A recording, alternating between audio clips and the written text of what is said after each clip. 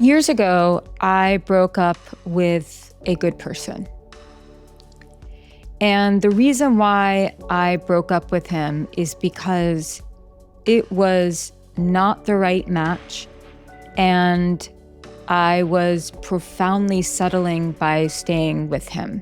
Breaking up is really hard. And it is particularly hard when you can't really say that this person betrayed you, or, they're mean to you, or there's mistreatment. One of the most profound lessons that I have learned over the last decade of my life is who we choose to partner with is an incredibly important decision when your intention is to build a life with someone and to build a great life with someone.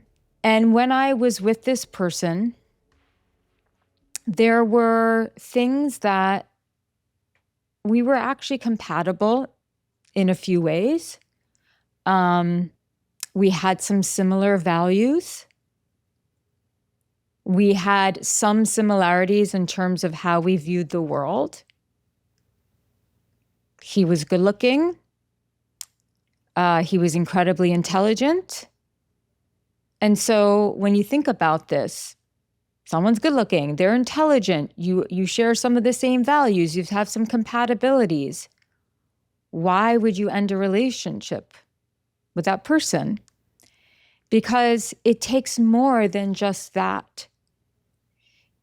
You actually have to agree on what a life well lived is. And you also have to have certain things that are in alignment, that go beyond preferences and even go beyond surface level values and cut right to the heart of what's really important. You also have to know what your deal breakers are and be really clear about that. And sometimes you don't know what your deal breakers are until you are in a situation where something happens and you have this reckoning with yourself and you're like, this is something that feels terribly wrong. So like I said, years ago, I was in a relationship with someone. It lasted about 7 months. And it was about 3 months longer than it should have been. I knew about 4 months in that this was not right. And here were the main incompatibilities. Number one, he had a rather nomadic lifestyle. He didn't need, even though it was interesting, he had a somewhat grounded energy, which I really liked about him. I like being around grounded men. And that wasn't always the case for me. I used to prefer to be around men who were like the life of the party and super magnetic and energetic. And I like people like that in general. But as I've gotten older, I realize what I really like is someone who's like sturdy energetically and super grounded. And he had that. And I think that that's what attracted me to him. Because even though he was, by most people's standards, a very good-looking guy, it wasn't really his looks. It was that energy that made me give it all a chance to begin with. Even though he had that, he was okay with sort of not knowing exactly where his life was going. And if he had to couch surf, I didn't know this. So if he had to couch surf temporarily to figure some things out, he was okay with that. Now, these are things that I did not know about him until about 4 months in. And this is not a judgment on how anyone wants to live their lives. And there are plenty of people who actually really like that and want to live that nomadic lifestyle. I think it's also dependent on stage of life. If I were in my 20s, I think that I would be far more okay with that.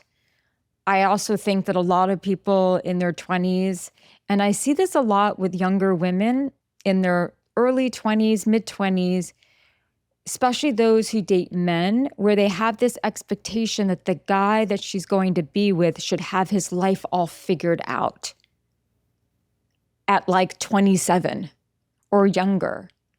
And my message is to all of you women who are in your 20s and you're dating men and you have that expectation, you're going to be alone for a long time, because should never have that expectation of someone in their 20s. I mean, it's a very rare thing to have our work life stable and figured out in our 20s.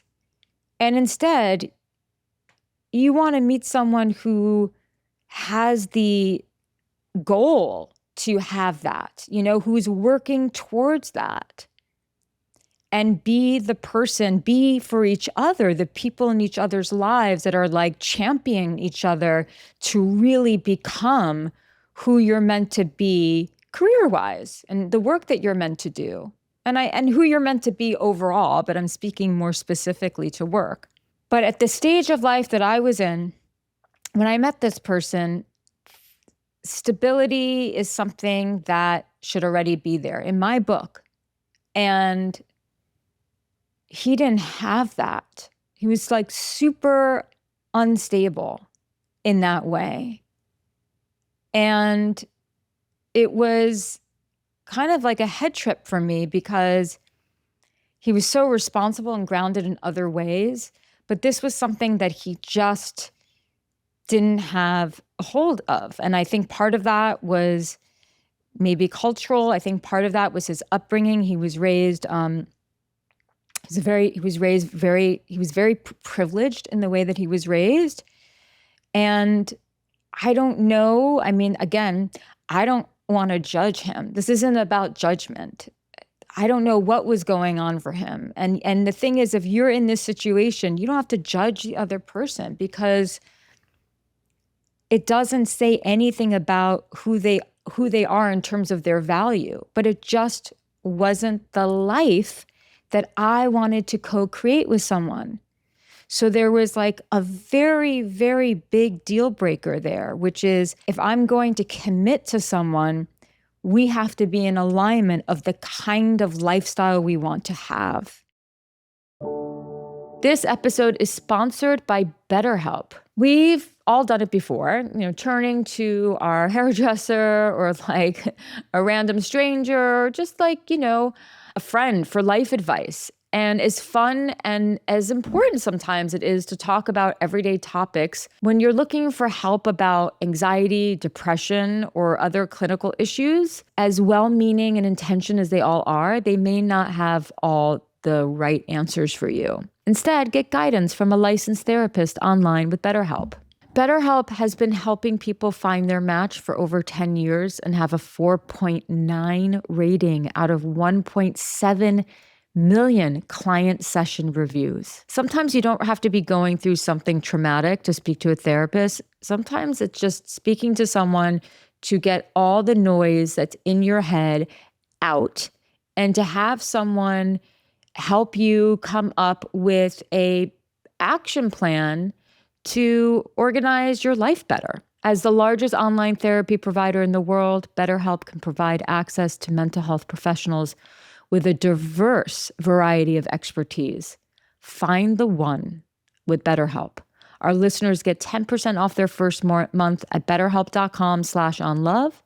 That's betterhelp.com/onlove.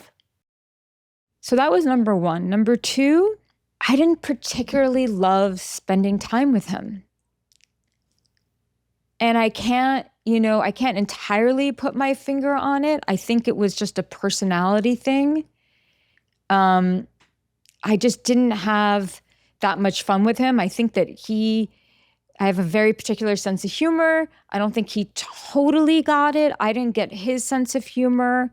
And I always felt like to me, in my view, personally and professionally, there is something very significant to be said for you are sharing a meal with someone, you're sitting down across from them. This is the person you're dating or in a relationship with.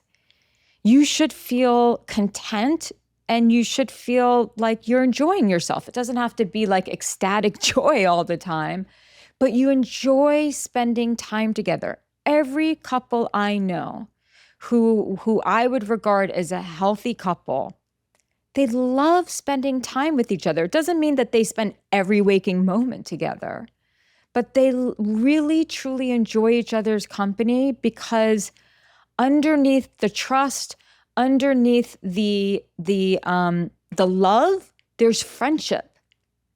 And inherent in friendship is you like spending time with the person. And I just didn't love it. But I'm sharing this with you because I kept on trying to talk myself out of it.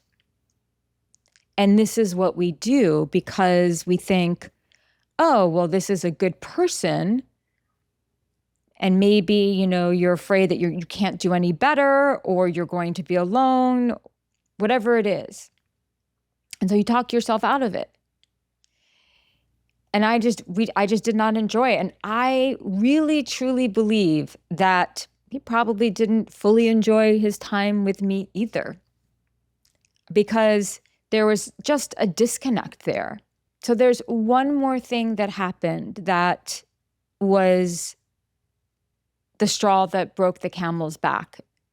And that is when I decided, it was the next day, I decided to completely end the relationship. I got shingles many years ago. And for anyone who's ever had shingles before, it's miserable. I mean, you feel like you're going to die. It's just awful. And he knew I had shingles, and it like takes every ounce of energy. Like, it's just, you are not yourself. And I remember he was like starting arguments with me, and we didn't really argue. We didn't have like fights. There was nothing dramatic about our relationship at all. Nothing unhealthy, but he was like picking arguments with me, and who knows what was really going on from him at that time. But I kept on saying, can we talk about this when I feel better? I was like, I don't have the energy. And I was like, what I really needed was nurturing. Like, I just needed someone to give me a hug. Like, I wanted my partner to take care of me a little bit. I felt horrible. I wanted them to have empathy and compassion, because if I'm in a relationship with someone, or if I'm, or if any loved one in my life has shingles or is like very sick, I'm going to be kind. I'm the kind of person who, and again, I have many, many flaws. So this is not like, me tooting my own horn, but I do believe that that's when you extend kindness and you take care, you got to take care of your people. I didn't create a whole story about how he's a bad person. He's not taking care of me when I have shingles. I just thought, this is never going to work, because I have seen couples, people in my family and also professionally, that selflessness that has to happen when your loved one is sick is really important. And so I knew if I couldn't lean on him or feel cared for when I was incapacitated, then what was going to happen years down the road when I was dealing with something worse than that? Even if it's not physical illness, maybe it's some sort of tragedy in my life. How can I in any way depend on him? So that broke trust for me. And as soon as that trust was broken, and also with the other things compounded on it, even though there was no reason to villainize him, not a bad person, not toxic, not a narcissist, none of those things, I knew that I had to end it. What keeps people from ending relationships that they know are Very wrong. Like in that moment, I knew I was profoundly settling. We don't agree on a similar lifestyle. Our values are misaligned to the point where, we don't agree on how to take care of your partner when they're not well. And I didn't feel the friendship forming with him. And I never, I couldn't foresee that happening. And I gave it time. I knew that it was over. But here are two main reasons why people stay in relationships that are clearly wrong. Number one, they don't want to be the villain in someone else's story. And here's the thing. When you end a relationship with someone, you risk becoming the villain in their story. And if you are someone who doesn't want to disappoint people, you don't want to hurt people, and you don't want to be seen as the villain, like you can't live with that idea of like someone being mad at you or angry with you or, like being hurt by you, you'll stay in a relationship that is totally wrong, which only hurts them and you in the long run, to avoid being the villain in someone's story. You have to take that risk. And that is a very big risk for people who are people pleasers, who don't want to disappoint anyone. And so you have to have that courage. This episode is sponsored by Thrive Cosmetics. I love Thrive Cosmetics. Every time I use my favorite Thrive Cosmetics product, by the way, their mascara, their Liquid Lash Extensions mascara and their Brilliant Eye Brightener, two of the most incredible things, and I turned all my friends onto it. Thrive Cosmetics is your go-to for a simple, clean, and radiant summer look, minimal effort, maximum impact. And this is something that's very important for you to know about this product. It is 100% vegan, cruelty-free, and made with clean, skin-loving ingredients that work with your skin, not against it. With over 150 million in product and cash donations to 600 plus giving partners, your purchase directly fuels real impact. I love that because a company that actually has purpose behind it to help others, it's just, then, sign me up. So maximize your look with minimal effort. Go to thrivecosmetics.com/Jillian for an exclusive offer of 20% off your first order. That's Thrive Cosmetics, CAUSEMETICS.com/Jillian. Number two, you think that just because they're not toxic, they're not a bad person, they're not a nightmare, that you should be in a relationship with them. Even though there are clear signs that you are settling, there are clear misalignments that are unsurmountable. When we don't trust enough in ourselves to make the right decisions for ourselves, we will then remain in situations, in relationships that force us to abandon ourselves and to, in many ways, lie to the other so that we do not risk maybe making a mistake or ending it with the right person. But the more that we trust ourselves, the more that we can trust our gut instincts, the more that we can trust our intuition, the more that we can trust our needs and trust the kind of life that we want and trust what it is that we need in a relationship, then the more confidence we will have in walking away from any circumstance, relationship or not, that doesn't serve us. I'm in the business of helping people have the best relationships possible, starting with the one with themselves. And when I do work with couples or worked with singles who are trying to decide if they should stay or go, I always lean towards how can we make this work unless it's a very unhealthy, toxic situation. And I am always encouraging people strongly to take full responsibility for the role that they play and to stop projecting and to try to make things work. But sometimes you have to know when to call it.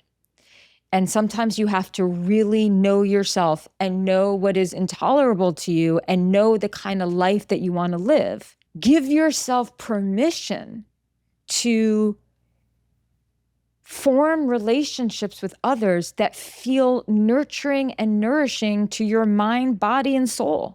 So if you're listening to this right now and you've been broken up with, chances are this is going to trigger a reaction inside of you that feels not so great. But here's one last thing that I really want to drive home here.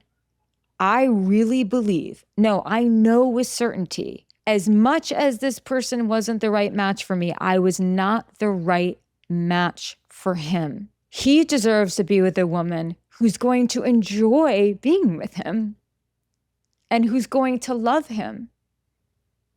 And when we are broken up with and we're hurt and the other person becomes the villain in our story, part of what perpetuates that story is I'm so good for them. I love them so much, and they couldn't love me back. And so they become the villain, our self-esteem declines. And with time and processing, what you come to realize is that anyone who thinks that you are not right for them, I promise you, they are not right for you either. And for many reasons, maybe you just didn't want to see that. Maybe you wanted it to work so badly. Maybe your love for them was so strong that you were not able to see the flags that were there that was telling you you're actually never going to be truly happy with this person. And so if you're watching this or you're listening to this and it's triggering something inside of you, just remember this, they were not right for you either. And we don't want to be in a relationship with anyone where we are feeling like there is just this chronic disconnect, but we don't want to let go because we don't want to face the loneliness and the uncertainty of starting all over again. Because we don't talk enough about the grief that comes with having to leave someone without there being any really big betrayal. Let me tell you something. It is rarely an intangible, something just doesn't feel right. You may feel that intangible, something doesn't feel right in the very beginning. And by the way, when you're dating someone and you're feeling that, please listen to that, especially women, listen to that, because that intuition could be also telling you that someone is actually unsafe. But when we're in relationship with someone, it's rarely like, oh, it's just something just feels off. It's rarely that. And that's rarely a reason to walk away from someone. You want to actually get to the bottom of it. Is there a belief system that is in opposition? Are there values that are deeply in opposition?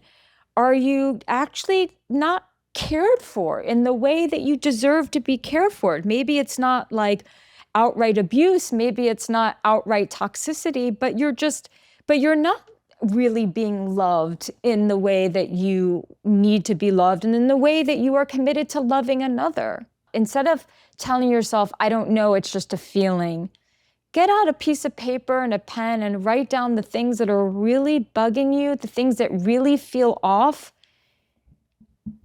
Have a conversation with the other person. I mean, when it came to me, there wasn't really anything to work on. There was just things that were just clearly wrong.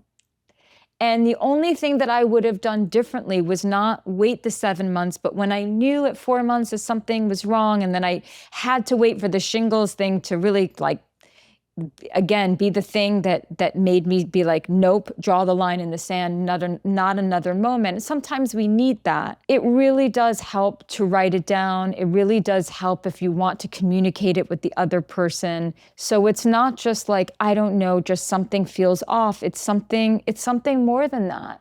And then you learn about what it is that you actually need in a partnership. You learn about your values, you learn about your needs, you learn about the things that need to be in alignment while being flexible about all the rest. This episode is sponsored by QCODE. QCODE is a plant-based, hydrating electrolyte drink mix with no added sugar. And electrolytes are very important because I've recently learned that you can drink a lot of water and not actually be rehydrating. That was an insane learning for me. And what I love about QCODE is that first of all, it's only 25 calories per serving. There's no added sugars or artificial sweeteners. So you're not like just drinking a bunch of junk. It's clean. It's natural hydration. And when you're hydrated, you feel way more energized. This is just a fact. And they have amazing flavors. My favorite, I love the watermelon and I love the blood orange and lime. Hydration goes beyond just drinking water. It's about replenishing the electrolytes we lose through sweat, sleep, alcohol, and daily activities. Again, water alone isn't enough to do the job. That's why you need to try QCODE, the electrolyte drink mix that tastes as amazing as it makes you feel. And for Jillian On Love listeners, QCODE is offering 20% off your first order. Stay hydrated and feel your best by visiting curehydration.com/Jillian and using promo code Jillian at checkout for 20% off your first order. This episode is sponsored by Parallel. Here's the vitamin company that finally gets women's bodies. For way too long, women have been stuck with generic one-size-fits-all vitamins, and the work is put on us to know what additional supplements we need to support our issues or our symptoms. I love Parallel's powder line because they're not just your typical protein or greens powder. These are doctor formulated with women in mind, and they're safe for pregnancy and breastfeeding. Honestly, anyone can take them. They create targeted nutrition for every phase: menstrual health, fertility, pregnancy, postpartum, perimenopause, and more. Exclusive for Jillian On Love listeners, new customers can enjoy 20% off their first order with code ONLOVE. Visit parallelhealth.com. That's PERELLHEALTH.com. Not everyone you're going to be in relationship with is going to be the right person for you. Not every time we end something, it's because something horrible happened. Sometimes we get into relationships and we stay in them because we don't want to be alone, or we don't want to hurt someone's feelings, or we don't want to be the bad guy, or we don't want to be the bad girl. But when we stay in a relationship with someone and we know it's wrong, and we're not open to them energetically, or we're kind of closed off because we don't feel like it's right, we are doing them a disservice as much as we are doing our own. And so the kind thing to do is to be honest with yourself and to be honest with another person, and not to let things drag on when you know in your heart and in your bones that it's wrong. This is a difficult subject. It's a difficult topic to discuss. It's sensitive. None of us want to be rejected, but it still is what it is. So I hope that it helps. I'd love to hear from you. I'd love to hear if you've gone through something like this. I'd love to hear if maybe you were the recipient of this and then you realize, wow, this was the best thing that ever happened, was us not being together anymore. So please do not hesitate to reach out at hello@jillianonlove.com. And then remember to join the Waitlist to the Conscious Woman. That is my membership for women who are all trying to become the best version of themselves and have the most incredible relationship with themselves, choose great partners, become great partners, and navigate the complexity of relationships that we are not taught in school, only open doors about 3 times a year, and only people who are on the wait list will get a chance to get in, so make sure you click the link in the show notes. Also, if you enjoy watching this, please do not forget to click subscribe. It really helps us, and I appreciate you. Until next time. Jillian on Love is a QCODE production, executive produced by David Henning and Steve Wilson, produced and edited by Travis Howe, music by Will Tendy.